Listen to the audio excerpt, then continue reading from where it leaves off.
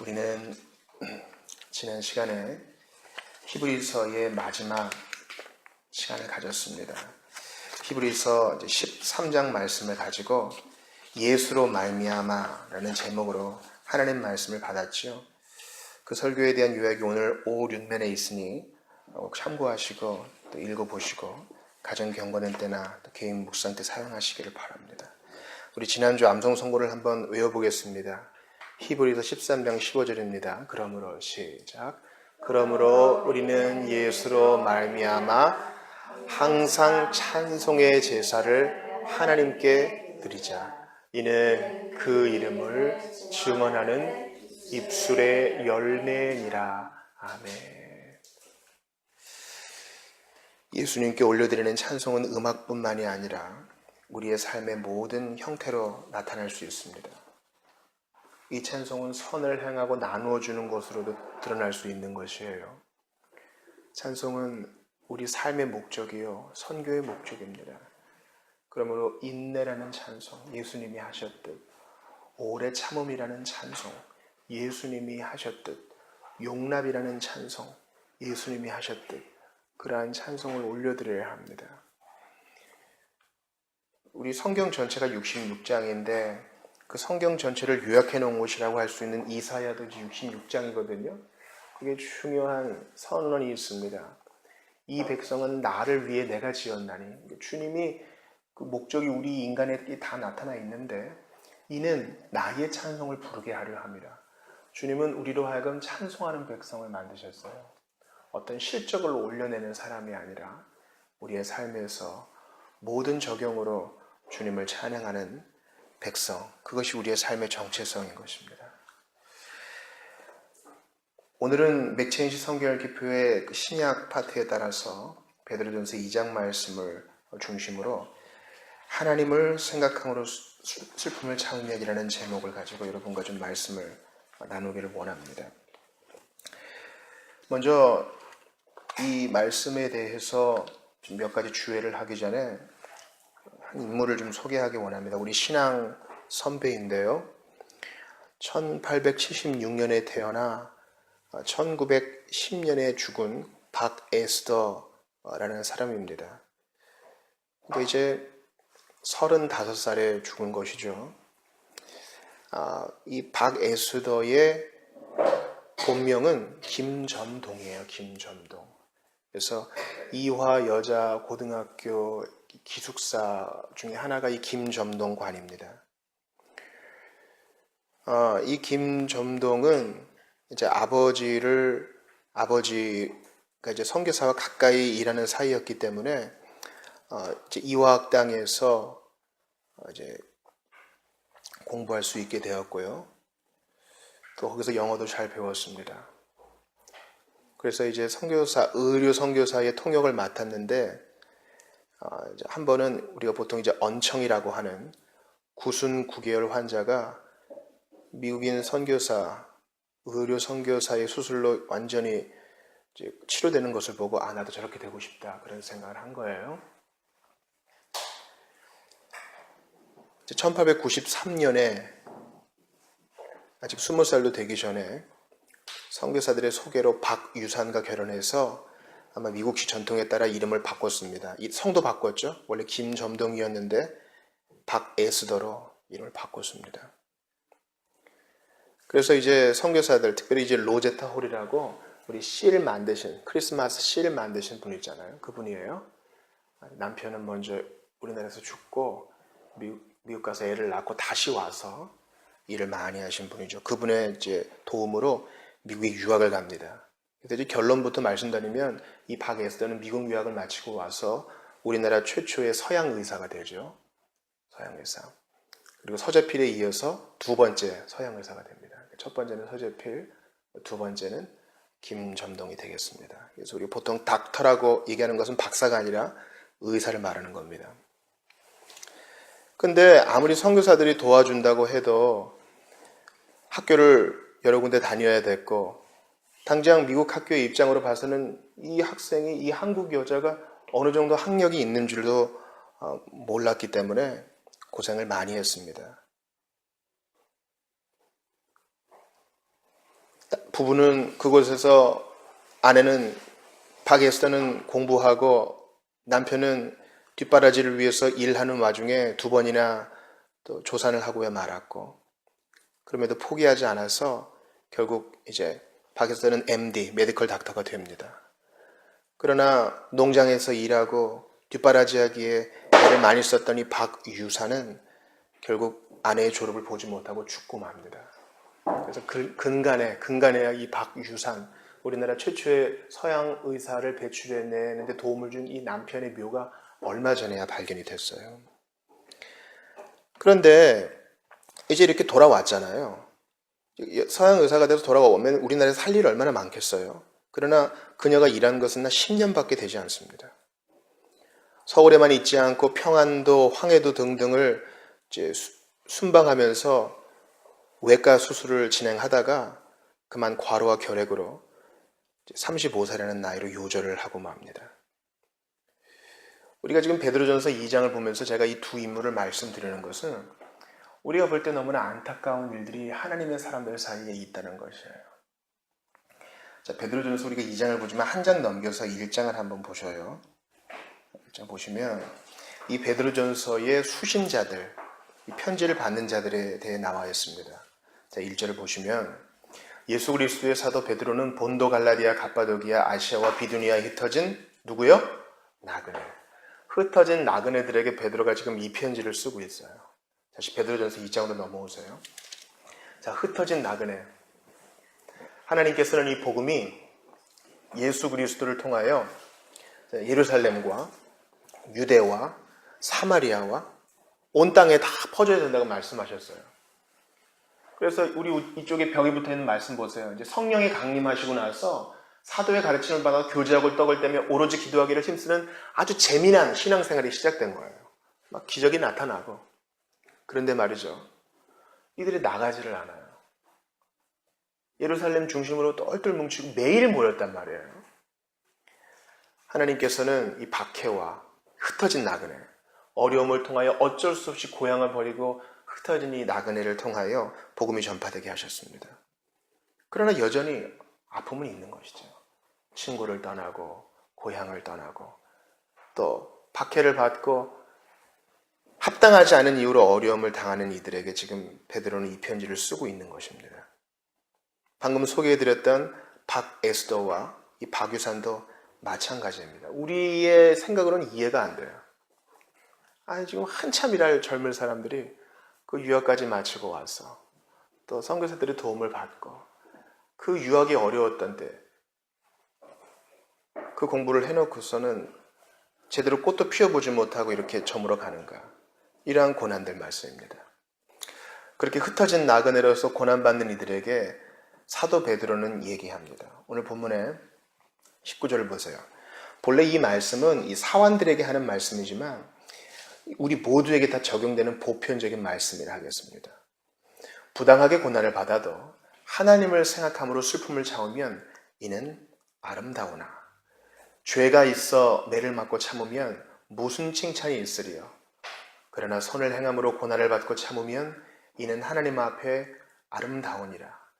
이를 위하여 너희가 부르심을 받았으니 그리스도도 너희를 위하여 고난을 받으사 너희에게 본을 끼쳐 그 자취를 따라오게 하려 하셨느니라. 저는 이것이 우리가 오늘 받을 설교 메시지의 전부라고 생각합니다. 중고등학교 때 한 선교단이 있었어요. 한 음악 선교단이 선한 양심을 가지라라는 이 노래를 발표했는데 그 2절 가사가 이래요. 선을 행하고 고난받는 것이 하나님 뜻이니라. 그런 가사가 있었어요.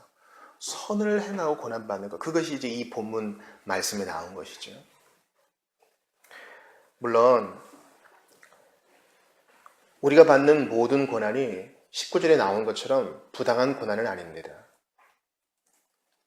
때로 우리가 받는 고난 중에는 정당한 고난도 있어요. 우리가 하나님 말씀대로 살지 못하고 주님 자녀답게 살지 못할 때 주님이 징계하셔서 허용하시는 고난이 있어요. 그러나 본문은 부당한 고난이 있다 그렇게 얘기합니다. 제가 여러분과 첫 번째 생각하고 싶은 것이 바로 이 부당한 고난이라는 겁니다. 예수 믿는 자는 반드시 고난받을 것입니다. 예수께서 말씀하셨죠? 세상이 나를 미워했으니 너희도 반드시 미워할 거야. 걱정하지 마. 그러나 내가 세상을 이기었노라. 담대하라. 내가 세상을 이기었노라. 세상이 나를 그냥 미워했으니 너희도 그냥 미워할 거야. 안 그러면 제자 아니다.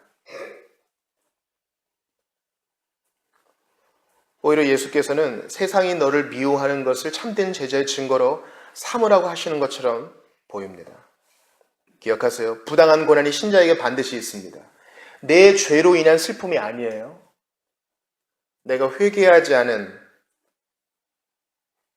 나의 완악함으로 인한 징계가 아니라 부당한 고난, 잘못한 것이 없는데 받는 고난이 신자에게 있다는 것입니다. 베드로전서는 바로 이 1세기에 흩어진 나그네만 받는 것이 아니라 우리 모두가 다 받는 말씀이기 때문입니다. 부당하게 고난을 받아도 하나님을 생각함으로 슬픔을 참으면 이는 아름답다. 부당한 고난은 슬픔을 자아냅니다. 당시 1세기는요, 지금부터 이제 2000년 전이잖아요. 생활이 완전히 다른 거예요. 내 이웃이 누구냐? 내 옆집이 누구냐?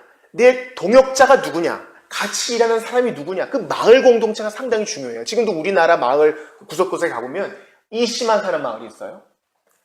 뭐 오씨만 사는 마을이 있다고요. 거기서 오씨가 아니라 최씨가 가면 좀 이상한 거야. 이 경우도 마찬가지입니다. 1세기 아시아 지역에서 예수 믿는 유대인들 이상해. 걔네들 이단이라는데 공연하게 핍박을 받는 것입니다. 그러한 핍박은 슬픔을 자아내는 것이죠. 그러나 본문은 얘기합니다. 슬픔을 참으면, 여기 밑줄을 치우세요. 슬픔을 참으면. 저는 여러분께 그냥 참으라고 말씀드리는 것이 아닙니다. 때로는 불의에는 항거할 줄 알아야 됩니다. 무조건 다 참는 게 아니에요, 여러분. 애매한 고난을 받을 때 교회에서 참으라 그랬어 하고 입도 뻥끗하지 말라는 것이 아닙니다. 사도행전에 보면은 사람보다 하나님께 순종할 것을 사도들이 결의하는 장면이 나옵니다. 미국의 유명한 흑인 인권 운동, 마틴 루터 킹 목사를 중심으로 한 흑인 인권 운동에는 흑인이 앉아서는 안 되는 버스의 자리에 앉았던 한 여성의 용기 있는 저항이 있었습니다. 그런 것은 저항해야 돼요. 그러나 오늘 본문에서 말하고 있는 것들은 바로 부당한 고난입니다. 예수 믿는 것 때문에 오는 부당한 고난입니다. 그 고난으로 인한 슬픔을 본문은 참아내라고 얘기합니다. 참 요즘 같은 시대면요, 청와대에 민원을 올려 20만 명 빨리 만들어서 이 문제 해결해. 그렇게 하는 게 더 쿨해 보일지 모르겠어요. 경찰에 신고해. 시민으로서 너의 권리를 찾아. 요즘 세상 같은 경우엔 그게 더 좋아 보일지도 모르겠어요. 근데 웬걸요? 사도 베드로는 그 슬픔을 참으라고 말합니다. 그리고 그것이 아름답다라고 얘기합니다. 19절 끝을 보세요. 부당하게 고난을 받아도 하나님을 생각함으로 슬픔을 참으면 이는 아름다우나. 아름다움의 밑줄을 치세요. 아마 여러분 가지신 성경에 아름다우나의 각주가 달려있는 성경이 있을 거예요. 그 각주에 뭐라고 되어 있어요? 은혜라고 되어 있죠. 이 아름답다라는 이 헬라어 원어와 은혜, 이 카리스란 말이 같아요. 여러분 카리스마란 말 아시죠? 이게 은혜라는 뜻이에요. 근데 이 영어로는 그레이스로 번역되죠. 이 그레이스는 음악 사보할 때는 꾸밈음, 아름다운 꾸밈음을 나타낼 때도 쓰여요. 좀 무엇입니까? 말을 이렇게 바꿀 수도 있겠죠. 부당하게 고난을 받아도 하나님을 생각함으로 슬픔을 참으면 이는 은혜로우나. 부당하게 고난을 받아도 하나님을 생각함으로 슬픔을 참으면 이는 하나님의 은혜를 드러낸다. 얘기하는 것입니다. 그냥 슬픔을 참는 것이 아니라 하나님을 생각함으로 슬픔을 참는 것입니다. 저도 그런데요, 우리는 슬픈 일, 부당한 고난을 당하고 그러면 억울한 일만 생각합니다. 억울한 일만 생각해요. 그래서 시간을 낭비하죠. 그래서 그 일만 생각하느라, 내 슬픔만 생각하느라, 즉 오늘 본문이 요구하는 것대로 하나님을 생각하므로 슬픔을 참아야 되는데 대부분은요, 내 슬픈 일만 생각하느라 시간도 낭비하고 소명도 망각하고 그러는 겁니다. 제가 예전에 중독에 대해서도 말씀을 드렸어요. 무슨 음란물에 중독되든 약물에 중독되든 술에 중독되든 크리스찬이 뭐에 중독이 되면요, 나중에 회개할 거 아니에요. 그러면 그것 때문에 마음이 아파. 그것 때문에 또 끙끙대느라 시간을 낭비해. 나의 소명도 잊어버려. 그것도 움켜쥐고 가느라 또 시간이 필요해요. 마귀는 우리를 지옥에 내려뜨리지 못할 바에는 이렇게 비참한 그리스도인으로 만들어서 승리하는 것처럼 보입니다. 근데 본문은 얘기해요. 하나님을 생각함으로 슬픔을 참으라. 바로 이것이 바로 신학적 슬픔입니다. 따라해보세요. 신학적 슬픔. 무슨 일을 당할 때든지 하나님을 연관시키는 거예요. 아, 지금 이 일은 하나님이 과연 뭘 하시려고 그런 걸까? 아, 내가 지금 이런 일을 당할 때 예수님은 어떤 고난을 당하셨을까? 제가 사역 처음 시작할 때 이런 억울함을 당했어요. 물론 맞는 말이었죠. 김주영 전도사는 은혜가 없다. 이거 제가 예전에 말씀드렸을 거예요. 여러분, 사역을 처음 시작할 때는 부푼 마음으로 세상을 다 바꿀 것 같은 마음으로 일을 시작합니다. 그런데 그 결론이 뭐냐? 김주영 전도사는 은혜가 없다. 일은 하는데 은혜가 없어. 그래 놓고서 우리 오늘 예배 안 나서 너무 다행인데 우리 박영신 자매를 비롯해서 사람들을 다 불러 모아서 한 명씩 상담을 해요. 걔가 진짜 은혜가 없느냐? 그거를 나에게 얘기해 주지도 않고 뒷소문으로 들으니까 더 마음이 아픈 거예요. 차라리 딱 불러다가 너 이게 문제다. 고쳐라 이러면 문제가 없는데 소문으로 이런 것을 들으니 마음이 무너지는 겁니다. 그래서 제가 한마디난 시를 쓰고 노래를 붙인 적이 있어요. 그리고 회개하고 돌이키는 계기가 되었습니다. 마태복음 26장 41절에 보면 예수께서 제자들에게 이렇게 말씀하십니다. 시험에 들지 않게 깨어 기도하라. 유혹이라고도 번역할 수 있어요. 시험에 들지 않게 깨어 기도하라. 이걸 바꾸면 어떻게 돼요? 기도하지 않으면 반드시 이런 시험과 유혹에 빠진다라는 것이에요. 우리가 부당하고 또 억울한 일을 당했을 때 신학적 슬픔, 하나님을 생각함으로 그것으로 나를 일으키지 않으면 그거에 시간 많이 뺏겨요. 우리의 삶의 목적을 잃어버리는 거죠. 순발력이 없어져요.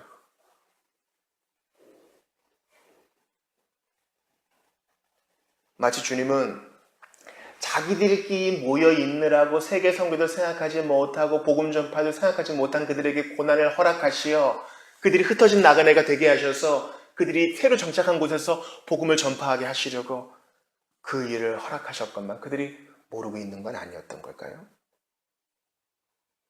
마찬가지로 우리는 이러한 부당한 고난을 당할 때에야 나의 기도가 부족한 건 아니었나 생각하고 다시 한번 일어나게 되는 것입니다. 여러분, 가끔 우리 한국 사회는 좌식 사회잖아요. 집에 이렇게 방바닥에 앉아 있으면 요즘같이 좀 추울 때 방바닥이 뜨끈뜨끈하면 일어나기 싫어요. 그래서 저 앞에 뭐가 있어도 일어나서 안 가고 엉덩이를 밀면서 이렇게 이동하죠. 그게 바로 영적 순발력이 떨어지는 것에 비유할 수 있습니다.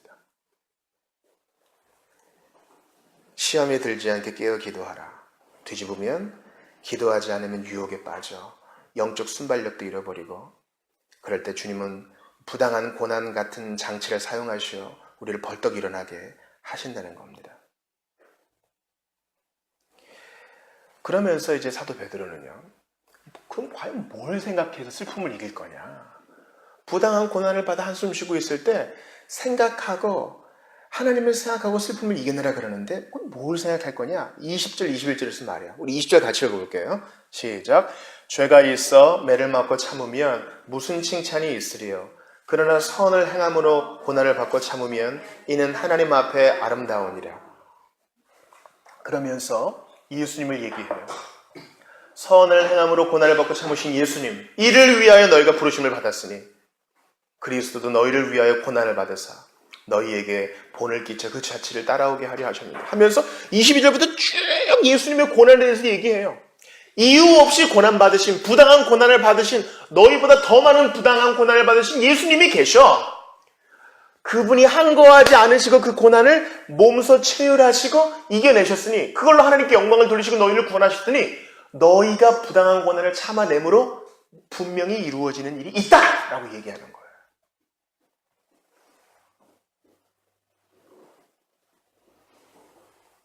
잘못해서 맞는 매가 아니라 부당한 고난을 참아낼 때 20절에 다시 한번 끝에 아름다우니라가 나오죠. 아름다우니라가 19절에도 나오고 20절에도 나옵니다. 고난을 받고 참으면 이는 하나님 앞에 아름다우니라. 그러면서 이것이 바로 21절의 밑줄 치세요. 이를 위하여 너희가 부르심을 받았나니. 이를 위하여 부르심을 받았나니. 이를 위하여 부르심 뭐예요? 바로 앞절에 있죠. 선을 행함으로 고난받는 것.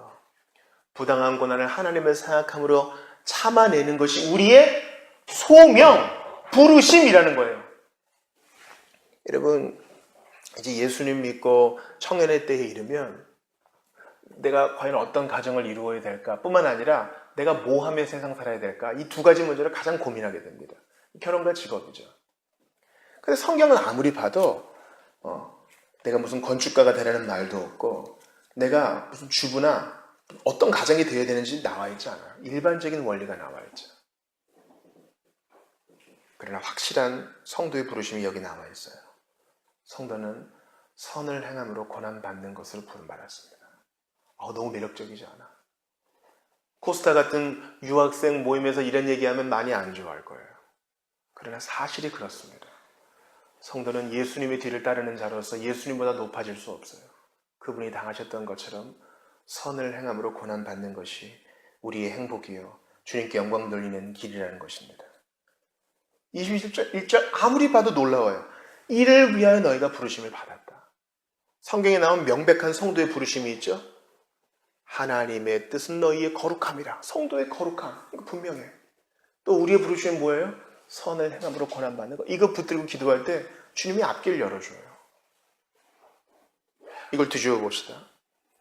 예수 믿고 만사형통, 예수 믿고 로또 당첨, 예수 믿고 일확천금, 예수 믿고 불로장생, 이게 목적이 아니라 예수님이 그러신 것처럼 그 뒤를 따라갈 때 우리의 행복이 진짜 온다는 것입니다. 사도 베드로는 예수님의 생애와 죽음을 목도한 자로서 주님에 대해서 자세히 얘기합니다.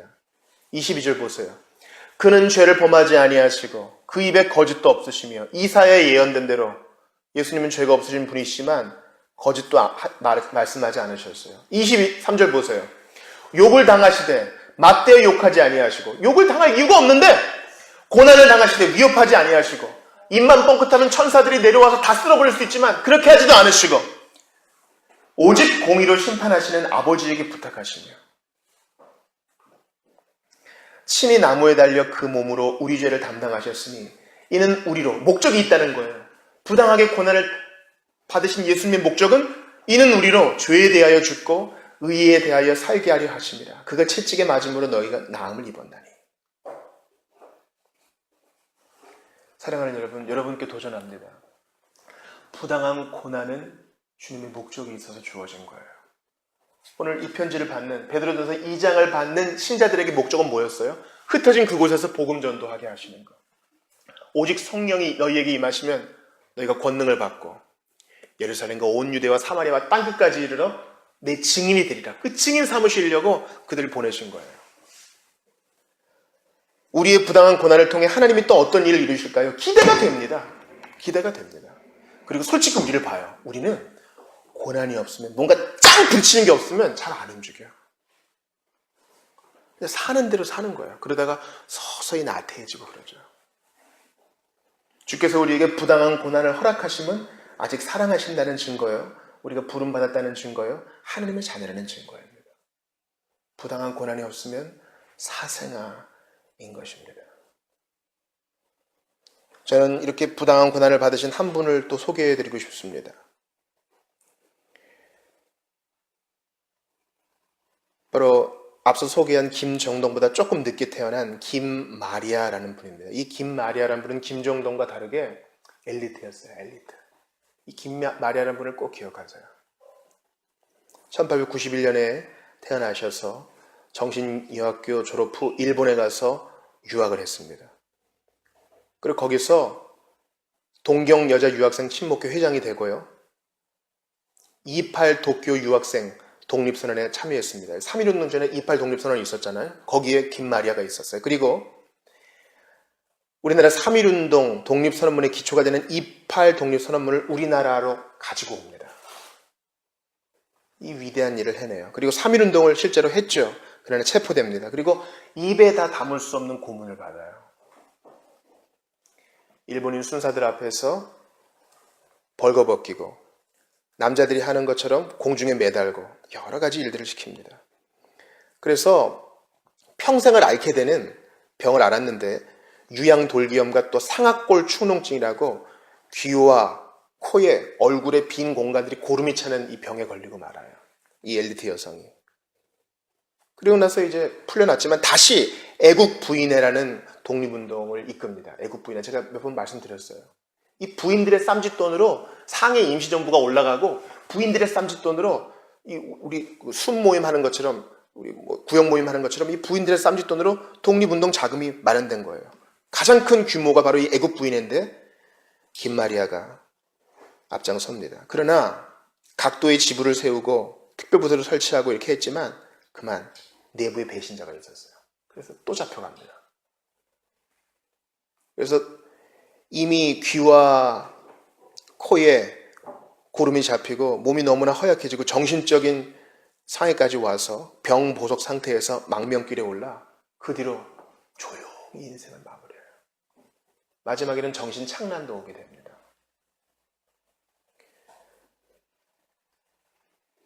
이분이 1944년 3월에 돌아가셨어요. 조금만 더 살면 해방을 볼 텐데. 이 해방 앞두고 돌아가신 분들이 꽤 있어요. 주기철 목사님도 그렇고 많은 선배들이 그랬습니다. 우리가 원하는 결론은 뭐예요? 김마리아가 주님의 은혜로 병도 낫고 부귀영화도 가지게 되고 사람들에게 훈장도 받고 칭찬도 받았다. 아니요. 이런 마무리도 있는 거예요. 정말 부당한 고난이죠. 그리고 성경은 이러한 고난이 하나님 앞에서 은혜다, 카리스, 아름답다 그렇게 말해요. 내가 할 수 있을 때 여유가 있을 때 주님을 섬기는 것은 누구나 다 그렇게 할 거예요. 그러나 할 수 없을 때, 부당한 고난을 받을 때, 도저히 참아낼 힘이 없을 때 하나님을 생각함으로 그 입을 꿈쩍하지 않으신 예수님을 생각함으로 참아내는 것은 하나님께 진짜 찬양을 올려드리는 것입니다. 그리고 내가 당하는 그 억울한 고난이 있을 때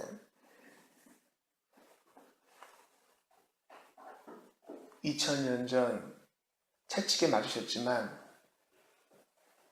항거하지 않으셨던 청년 예수님을 생각하게 되는 거예요. 사람들이 침뱉었지만 왜 침뱉느냐고 따져 묻지 않으셨던 예수님을 생각하는 거예요.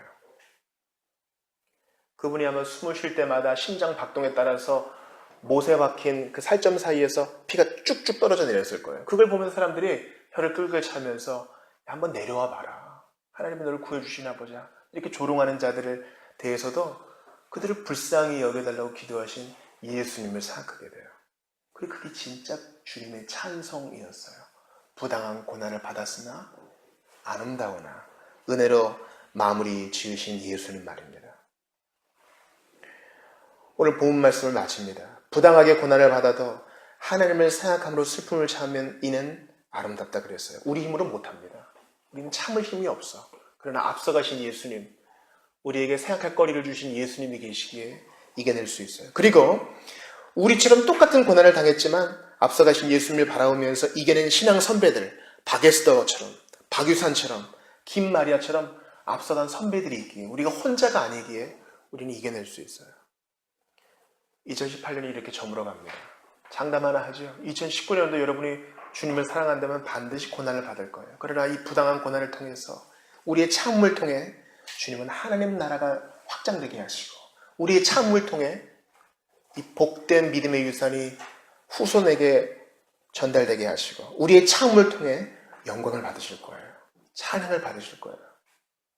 여러분 훌륭한 사람들의 전기를 보세요. 대부분 다 남성 중심이니까 여기저기 발로 뛰는 남성들의 얘기가 있죠. 그러나 그가 그렇게 될 수 있었던 이유는 그 모든 어려움을 참고 가정을 돌보고 자기가 할 수 있는 일을 했던 조력자들이 있었던 거예요. 수많은 엄마들, 수많은 아내들, 수많은 무명의 사람들. 부당한 고난 앞에서 예수님을 생각하며 참아내어 주께 영광 돌리는 우리 모두가 되기를 그리고 우리의 연말이 되기를 간절히 바랍니다. 우리 같이 기도합시다. 억울한 일만 생각하느라 시간을 낭비했습니까? 그래서 소명도 망각하고 초심도 잃었습니까? 이제 주님 앞에 하나님을 생각함으로 부당한 고난이 하나님을 생각하는 이 묵상의 자극제가 될 수 있도록 도와달라고, 맞으셔도 입을 열지 않으시고 못 박히셨을 때에도 항거하지 않으셨던 예수님을 생각하며 저도 그 뒤를 가렵니다. 주님 힘주시옵소서. 제가 가진 자원으로는 절대 못 참습니다. 주님이 참게 해주시옵소서. 이 참음이 그 입술을 증거하는 입술의 열매라고 했는데, 그 이름을 증거하는 입술의 열매라고 했는데, 이 참음이 찬양되게 해달라고 우리 같이 오늘 주신 말씀 붙들고 기도합시다. 하나님 아버지 감사합니다. 오늘 주신 말씀을 붙들고 기도합니다. 부당한 고난 앞에서 참기가 얼마나 힘이 든지요. 그러나 주님은 앞서가시어서 억울함과 고난 앞에 우리의 본이 되어주셨사오니 감사합니다. 주님 영광 받아주시옵소서. 잘하였도다 착하고 충성된 종아, 그 한마디 듣기 위하여 우리는 오늘도 견뎌냅니다. 아버지, 모든 사람에게, 세상 사람 모두에게 다 고난이 있지만 우리는 예수 믿는 것 때문에 부당한 고난이 있는 줄 압니다. 그 부당한 고난을 예수 생각함으로, 하나님 생각함으로 앞서가신 선배들을 또 생각하고 이겨낼 수 있도록 도와주시고 참아내게 하시옵소서. 그러면 그 슬픔 참음은 하나님 앞에 아름답다고 했고 찬송이 된다고 했고 복음 전도에 도움이 된다고 했고 주님 아름다운 유산이 된다고 하였습니다. 기도합니다. 우리가 원하는 그림을 다 포기합니다. 내가 원하는 해피엔딩의 그림을 다 내려놓습니다. 하나님은 무엇이 선한 줄 아시오니 주님의 뜻대로 따라가겠습니다. 은혜를 더하여 주시옵소서. 아버지, 그렇습니다. 주님.